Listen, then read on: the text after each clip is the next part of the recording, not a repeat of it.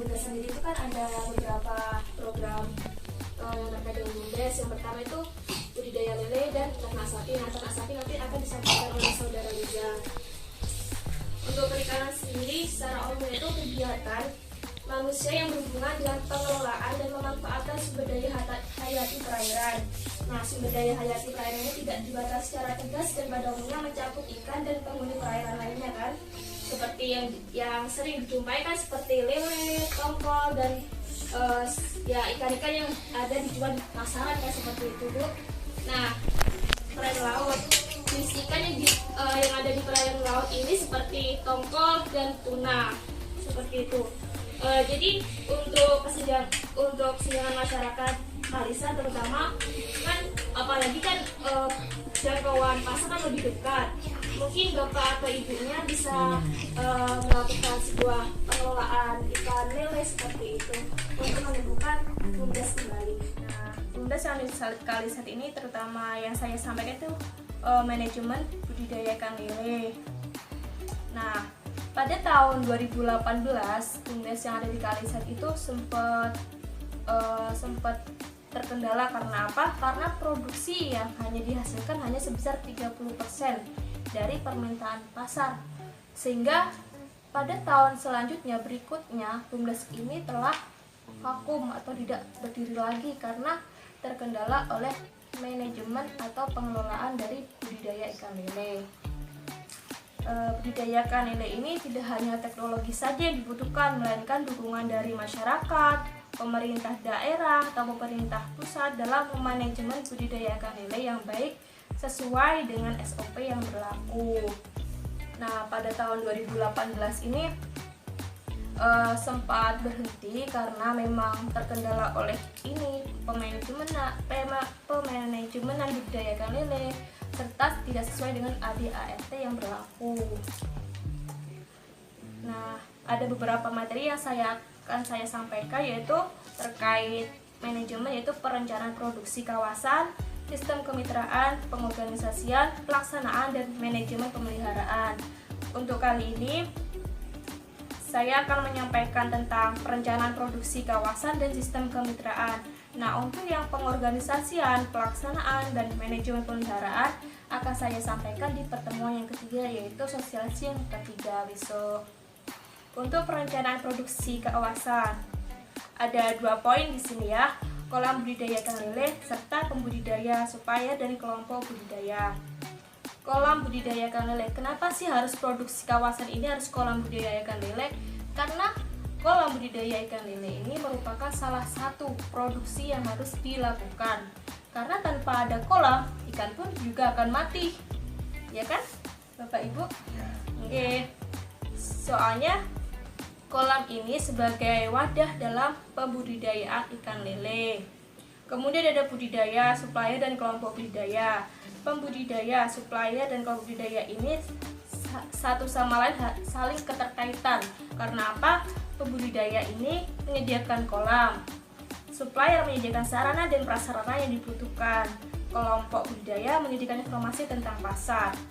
Penyediaan kolam ini dikelola oleh pembudidaya ikan lele. Supplier ini menyediakan sebuah sarana dan prasarana yang dibutuhkan oleh pembudidaya, dan kelompok budidaya ini menyediakan informasi tentang pasar. Karena apa?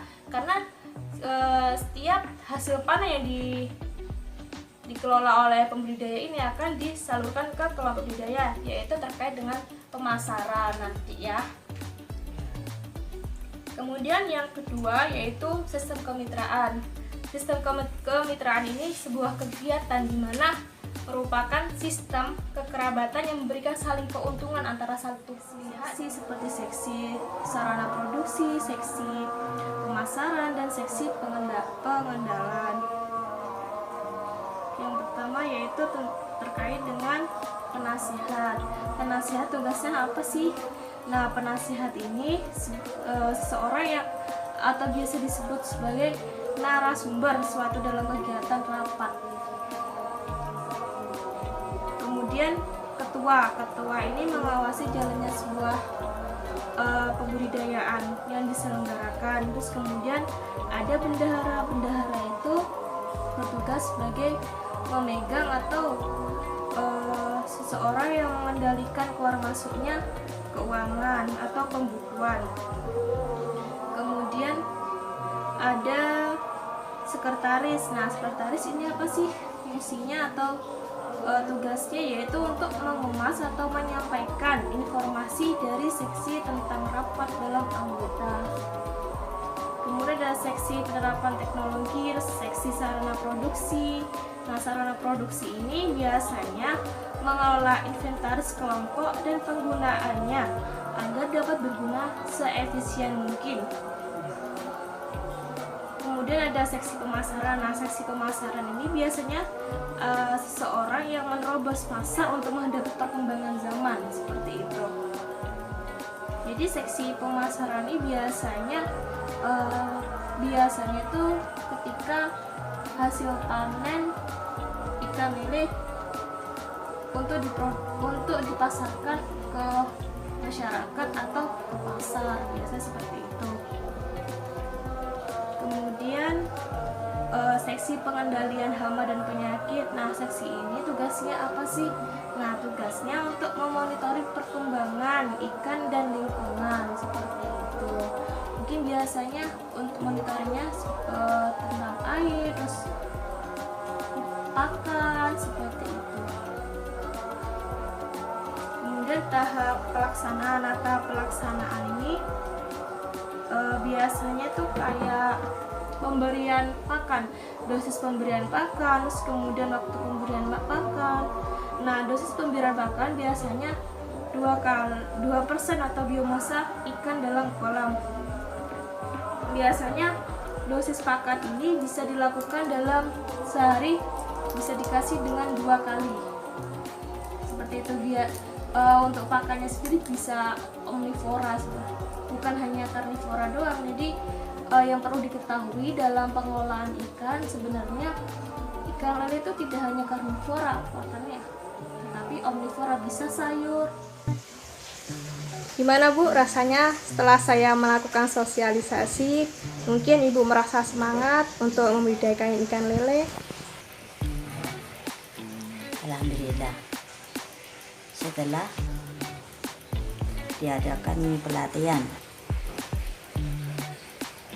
saya bersemangat untuk menjalankan budidayakan ikan lele. Terima kasih Bu. Sama-sama.